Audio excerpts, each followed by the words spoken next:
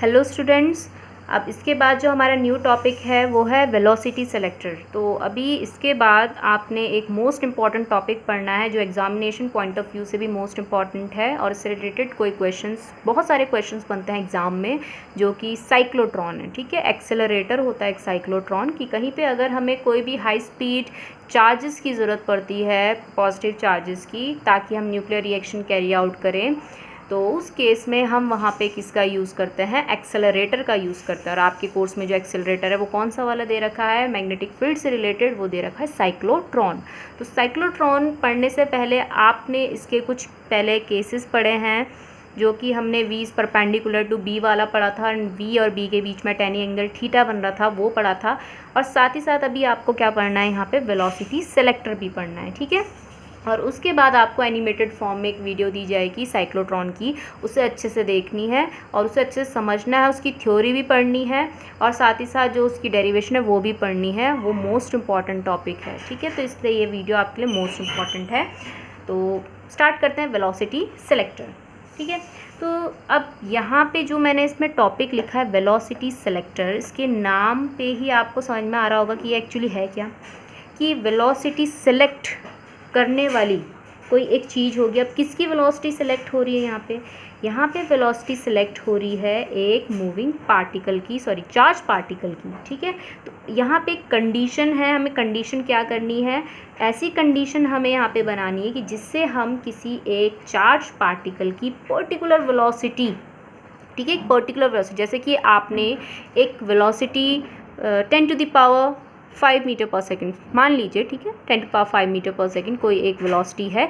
इतनी वेलोसिटी का एक आपको चार्ज चाहिए, लेकिन आपके पास जो इनिशियल चार्जेस हैं वो बहुत सारे अलग अलग वेलोसिटी के चार्जेस हैं। आप उसमें से आपको सिर्फ 10 to the power 5 metre per second का चाहिए। तो उसके लिए आप एक कंडीशन वहाँ पे बनाएंगे और उस कंडीशन के थ्रू आप 10 to the power 5 metre per second का वहाँ से एक चार्ज क्या करेंगे? सेलेक्ट करेंगे और वही चार्ज वहाँ पे रिक्वायर्ड होगा। तो इसलिए उस पूरे प्रोसेस को हम यहाँ पे क्या कह रहे हैं? उस पूरे की पूरी जो कंडीशन वो बनेगी उसको हम क्या कह रहे हैं यहाँ पे? Velocity selector. तो उस कंडीशन को बनाने के लिए बहुत ही ईजी कंडीशन है, पहले देख लीजिए क्या करना है। वहाँ पे हमने यहाँ पे क्या कर रखा है? एक XYZ प्लेन इमेजिन कर रखा। XYZ प्लेन जब मैं बोलती हूँ तो आपको ऐसा मान के चलना, एक्स एक्सिस ये है, वाई एक्सिस ये है एंड जेड एक्सिस कहाँ की तरफ है? बाहर की तरफ है। ठीक है, origin X axis, Y axis and Z axis. ठीक है, अब बात आती है यहाँ पे चार्ज पार्टिकल को रखने से। चार्ज पार्टिकल ऑरिजिन पे रखा हुआ है और साथ ही साथ हम यहाँ पे मान रहे चार्ज पार्टिकल रेस्ट में नहीं है बल्कि मोशन में है। तो मोशन में है, पॉजिटिव है, तो उसका जो वेलोसिटी वेक्टर है किसके अलोंग है? OX डायरेक्शन के अलोंग। आपको दिख रहा होगा वेलोसिटी वेक्टर किधर की तरफ है? पॉजिटिव एक्स एक्सिस के टूवर्ड है। ठीक है, सेकेंड थिंग यहाँ पे क्या है कि हमने यहाँ पे एक मैग्नेटिक फील्ड भी रखा हुआ है। ठीक है, तो मैग्नेटिक फील्ड भी प्रोड्यूस कर रखा है एक्सटर्नल, जो कि किसके अलोंग है? यहाँ पे OZ के अलोंग है। तो आप Z एक्सिस के अलोंग मैग्नेटिक फील्ड है एंड X एक्सिस के अलोंग ये चार्ज पार्टिकल मूव कर रहा है। अब बात आती है यहाँ पे फील्ड्स की। दो फील्ड आपने पढ़े, electric field and magnetic field. आपको ये इलेक्ट्रिक फील्ड और मैग्नेटिक फील्ड इस तरीके से बनाने हैं ताकि वो एक दूसरे के क्या आए? परपेंडिकुलर आए। ठीक है, अब परपेंडिकुलर कैसे? मैग्नेटिक फील्ड तो Z एक्सिस ये रहा जो बाहर की तरफ है। ठीक है, ये इस तरीके से इमेजिन करेंगे Z एक्सिस को। इलेक्ट्रिक फील्ड मैंने लेट कर रखा है वाई एक्सिस, क्योंकि एक्स वाई जेड एक्सिस आपस में एक दूसरे के परपेंडिकुलर होते हैं। तो वाई एक्सिस के अलोंग यहाँ पे क्या है? वाई एक्सिस के अलोंग यहाँ पे क्या है? इलेक्ट्रिक फील्ड है। ठीक है, तो मैंने ऐसे बना दिया, electric field is perpendicular to D K. तो इट मीन्स इस चार्ज पे दो फोर्स एक साथ एक्ट कर रहे हैं। कौन कौन से? ये याद रखना, वेलोसिटी सेलेक्टर कंडीशन बनाने के लिए, वेलोसिटी सेलेक्टर बनाने के लिए हमें यहाँ पे E और B को परपेंडिकुलर रखना है। तो सबसे पहले मैं इलेक्ट्रिक फील्ड वाले की बात, क्योंकि ये सबसे ईजी है। ठीक है, आपको पता है कि जिस डायरेक्शन में इलेक्ट्रिक फील्ड होता है उसी डायरेक्शन में उस चार्ज पे क्या लगता है? फोर्स लगता है, जिसको हम कहते हैं इलेक्ट्रोस्टैटिक फोर्स। तो इलेक्ट्रोस्टैटिक फोर्स किस डायरेक्शन में लगेगा? उसी डायरेक्शन में जिस डायरेक्शन में इलेक्ट्रिक फील्ड अप्लाई हो रखा है। ठीक है, नेक्स्ट अब बात आती है, अब इसे भूल जाइए, सिर्फ याद रखिए velocity vector and magnetic field, और ये मूविंग चार्ज है। ठीक है, हमें निकालना है, ये देखो दो कंपोनेंट दे रखे B और V। और हमें निकालना है इस पे जो लग रहा है फोर्स, कौन सा फोर्स, मैग्नेटिक लॉरेंस फोर्स। तो किस डायरेक्शन में लगेगा उसके लिए हमें right hand palm rule use करना है। तो मैग्नेटिक फील्ड की डायरेक्शन में हमें क्या करना है, ये फिंगर्स रखनी है। तो आपको पता है मैग्नेटिक फील्ड कहाँ की तरफ है, अगर हम देखें तो मैग्नेटिक फील्ड है जेड एक्सिस के टूवर्ड्स है, ठीक है, जेड एक्सिस के टूवर्ड्स इस तरीके से होगा, ठीक है, जेड एक्सिस बाहर की तरफ है, ये रहा, ठीक है। और जो v है वो कहाँ की तरफ है, v है हमारे पास एक्स एक्सिस के टूवर्ड, इस तरीके से। तो जब हम ऐसे करेंगे तो पाम कहाँ की तरफ आ रहा है, डाउनवर्ड डायरेक्शन में आ रहा है, ठीक है। आप खुद भी करके देख सकते हैं, इस तरीके से जेड एक्सिस बाहर की तरफ और v वेक्टर एक्स एक्सिस की तरफ है। तो जो पाम है वो डाउनवर्ड आ रहा है, पाम डाउनवर्ड आएगा तो इट मीन्स कि जो इस पे मैग्नेटिक लॉरेंस फोर्स लगेगा वो कहाँ की तरफ लगेगा, डाउनवर्ड डायरेक्शन में, ठीक है। तो मैं इसे ऐसे बना देती हूँ, F कौन सा, मैग्नेटिक फील्ड की वजह से, जो FB लिख लेते हैं ऐसे।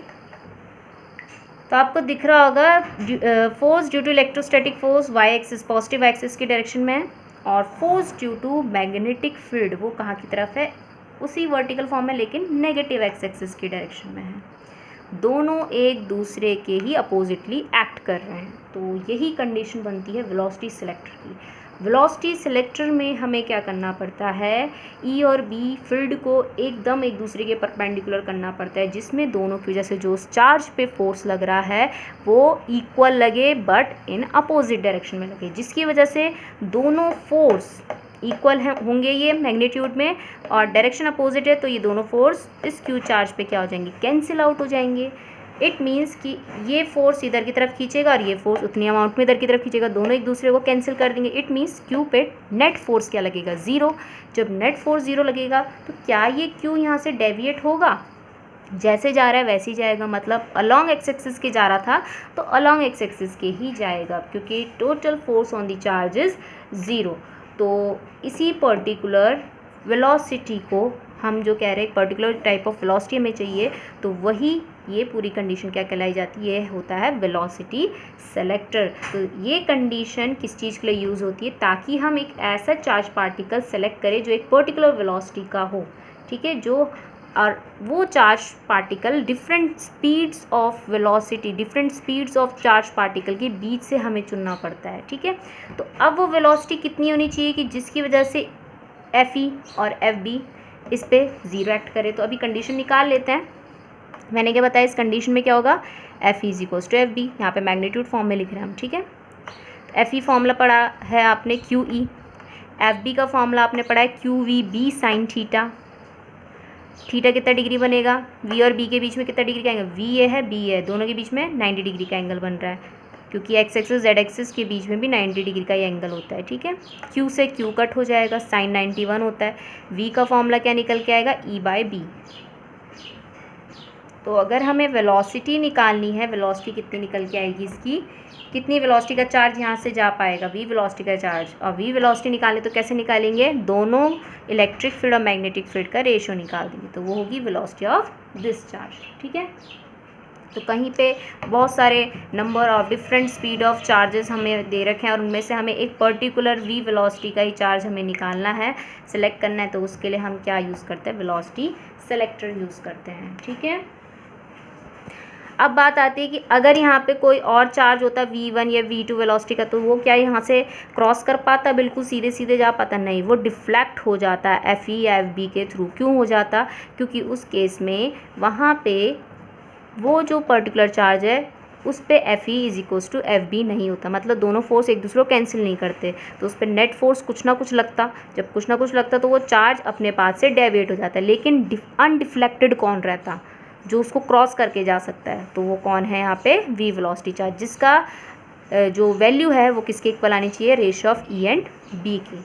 तो ये एक तरीके से ये जो हमने क्रिएट कर रखा है कि FE is equals to FB का होना चाहिए, E is perpendicular to B होना चाहिए, ये एक तरीके से एक सीव का काम कर रहा है, सीव मतलब छन्नी का काम कर रहा है, ठीक है। छन्नी में क्या होता है, ऊपर की साइड जो भी रेसिड्यू होता है वो बच जाता है, नीचे जो हमें चाहिए वो हमें मिल जाता है। तो वही चीज़ है कि जो हमें चाहिए वो इस छन्नी से तो बाहर आ गया है V वेलोसिटी का चार्ज, और जो नहीं चाहिए वो यहीं से डिफ्लेक्ट होके कहीं और चला जाता है, ठीक है। तो ये चीज़ है। अब इसका हम कहाँ एप्लीकेशन, इसको हम यूज़ करते हैं, तो अभी मैंने बताया तो मोस्टली जो इसका एप्लीकेशन हम यूज़ करते हैं वो करते हैं मास स्पेक्ट्रोमीटर में। ये एक ऐसा डिवाइस होता है जो डिफरेंट वेलोसिटी के चार्ज पार्टिकल्स या डिफरेंट वेलोसिटी के आयंस को उनके चार्ज और मास रेशियो के अकॉर्डिंग क्या करता है, सेपरेट करता है। ठीक है, और सबसे पहले जो यहाँ पे ये मेथड जिसने एम्प्लॉय किया था, सबसे पहले जिसने यूज़ किया था वो कौन थे, जे थॉमसन थे। 1897 में इन्होंने ये मेथड यूज़ किया था। ठीक है।